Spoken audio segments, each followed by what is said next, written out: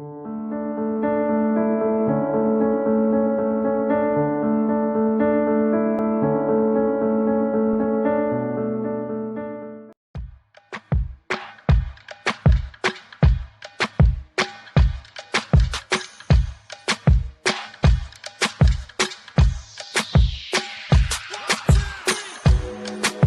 me get that for you.